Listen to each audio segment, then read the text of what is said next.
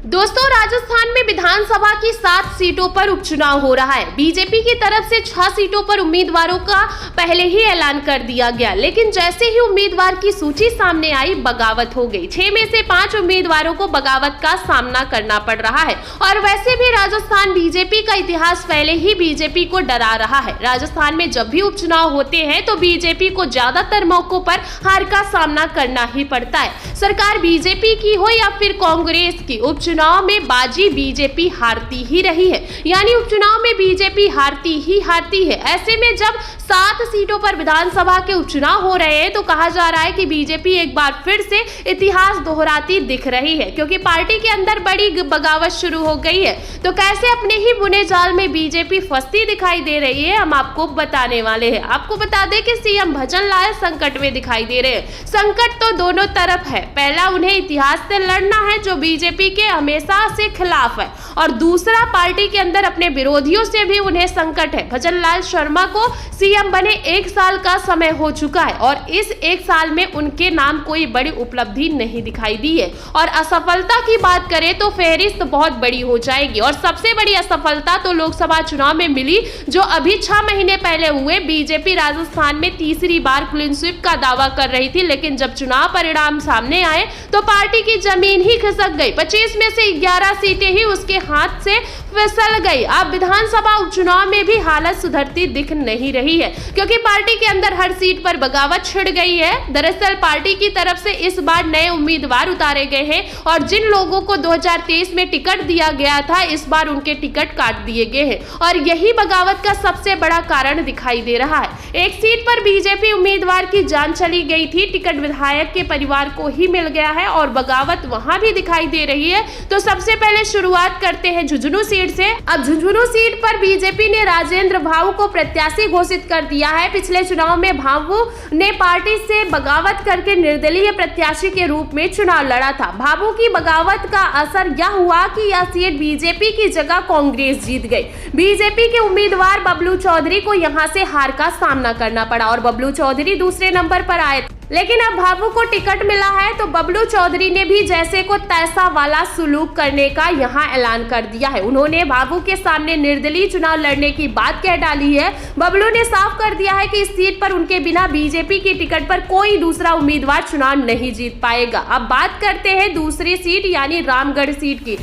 अलवर जिले की रामगढ़ विधानसभा सीट पर बीजेपी ने इस बार सुखवंत सिंह को टिकट दे दिया है। इस सीट की भी कहानी झुंझुनू वाली है। सुखवंत सिंह 2023 में टिकट नहीं मिलने के चलते बागी हो गए थे, और चंद्रशेखर आजाद की पार्टी आजाद समाज पार्टी के टिकट पर चुनाव इन्होंने लड़ा था। यानी जिस उम्मीदवार ने 1 साल पहले बीजेपी उम्मीदवार को हराने का काम किया, बीजेपी ने उसे ही इस बार टिकट दे दिया। लेकिन 2023 में पार्टी के प्रत्याशी रहे जय आहूजा अब इसका विरोध कर रहे हैं। उनको टिकट नहीं दिया जाने से नाराज कई पदाधिकारियों ने अपने पदों से इस्तीफा दे दिया है। उधर जय आहूजा ने भी चुनाव लड़ने की बात कह दी है। अब जय आहूजा पार्टी के वरिष्ठ उपाध्यक्ष ज्ञानदेव आहूजा के भतीजे हैं, तो जाहिर तौर पर उनका दबदबा अच्छा खासा है। इस सीट पर अब तीसरी बार की बात की जाए तो जिस पर बगावत हो रही है वो है टोंक जिले की देवली उनियारा। यहाँ से बीजेपी ने राजेंद्र गुर्जर को चुनावी मैदान में उतार दिया, जबकि यहां से विजय बैंसला जो 2023 में बीजेपी के उम्मीदवार थे और करीबी मुकाबले में हार गए थे, वो भी दावेदारी कर रहे हैं।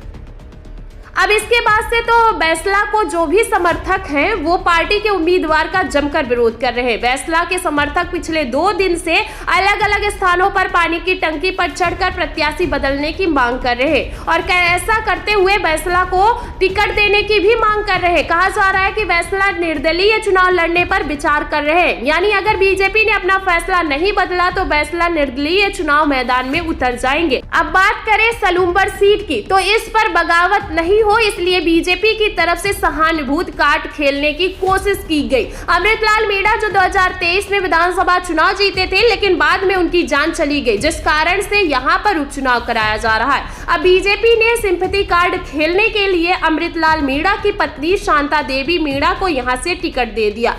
यहाँ टिकट के दावेदार नरेंद्र मीणा ने पार्टी से बगावत का ऐलान कर दिया। अब टिकट कटने पर उनके आवास पर समर्थकों की भीड़ जमा हुई। समर्थकों के बीच टिकट के दावेदार नरेंद्र मीणा फूट फूट कर रोने लगे, जिसका वीडियो भी तेजी से वायरल हो रहा है। नरेंद्र ने कहा कि पार्टी को टिकट पर पुनर्विचार करना चाहिए। अगर पार्टी ने उन्हें टिकट नहीं दिया या पार्टी ने टिकट नहीं बदला, अपना फैसला नहीं बदला, तो वह चुनाव लड़ेंगे और अगर कार्यकर्ता चाहते हैं कि वह चुनाव लड़े, वह जरूर ऐसा करेंगे। अब बात यहाँ पर दौसा सीट की भी कर लेते हैं दोस्तों। यहाँ पर भी बीजेपी के अंदर बगावत हो चुकी है। बीजेपी ने राजस्थान सरकार में मंत्री किरोड़ी लाल मीणा के भाई जगमोहन मीणा को टिकट दे दिया है। जगमोहन को टिकट दिए जाने के पीछे का जो वजह बताई जा रही है, ये दावा किया जा रहा है कि यहाँ किरोड़ी लाल मीणा जो अपनी ही सरकार के खिलाफ लगातार बयानबाजी कर रहे हैं, यहाँ तक कि उन्होंने इस्तीफा दे दिया है, ऐसा वह दावा कर रहे हैं। बहुत पहले वो इस्तीफा दे चुके हैं,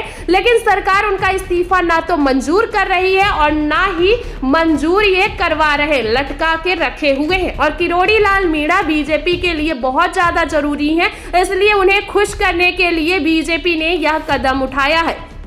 अब किरोड़ी इससे खुश होंगे या नहीं, हालांकि अभी ये भी कहा नहीं जा सकता कि किरोड़ी खुश है, लेकिन बीजेपी के अंदर दूसरे नेता बीजेपी आलाकमान के इस फैसले से अब मायूस दिखाई दे रहे हैं। अब जैसे ही बीजेपी आलाकमान ने यह फैसला सुनाया, टिकट की दावेदारी कर रहे बीजेपी नेता देवी सिंह ने बगावत का ऐलान कर दिया। उन्होंने कहा कि वो दौसा से निर्दलीय चुनाव लड़ेंगे। देवी सिंह ने कहा कि दौसा सामान्य सीट है और बीजेपी ने एसटी समुदाय के व्यक्ति को यहां से टिकट दे दिया है। मैं खुद भी टिकट मांग रहा था, लेकिन कोई बात नहीं, मुझे नहीं दिया।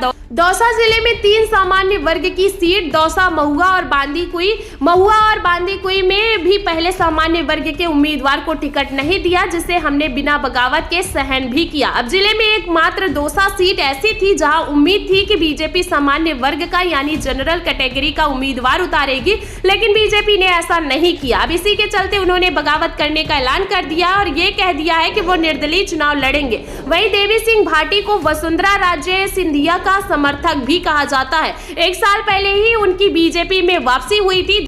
देवी सिंह भाटी 2023 में भी कोलायत सीट से टिकट मांग रहे थे, लेकिन बढ़ती उम्र के चलते बीजेपी ने उन्हें टिकट नहीं दिया था। लोकसभा चुनाव में भी उन्होंने दावेदारी जताई थी, हालांकि बाद में जब चुनाव परिणाम खराब आए तो बीजेपी हाईकमान का टिकट वितरण में सवाल इन्होंने खड़े कर दिए। अब उन्होंने सीधे सीधे हाईकमान के फैसले पर फिर से सवाल खड़े कर दिए हैं, यानी कि साफ है कि राजस्थान उपचुनाव में बीजेपी के सामने जितनी बड़ी चुनौती कांग्रेस से है, उतनी ही बड़ी चुनौती अपनी ही पार्टियों के बागियों से भी नजर आ रही है। कहा जा रहा है कि बीजेपी ने अगर अपने बागियों को समय रहते नहीं मना पाती है तो पार्टी के लिए 7 में से 1 सीट जीतना भी मुश्किल हो जाएगा। और इसी बात की टेंशन सीएम भजन लाल को है, क्योंकि लोकसभा चुनाव में भी उनके नेतृत्व में जब लड़ा गया तो परिणाम अच्छे नहीं आए, और अगर उपचुनाव में भी ऐसा ही होगा तो उनकी कुर्सी खतरे में पड़ जाएगी। खैर, जो भी होगा, ये तो चुनाव के नतीजे आपको बता देंगे जब 23 नवंबर को चुनाव के नतीजे आएंगे।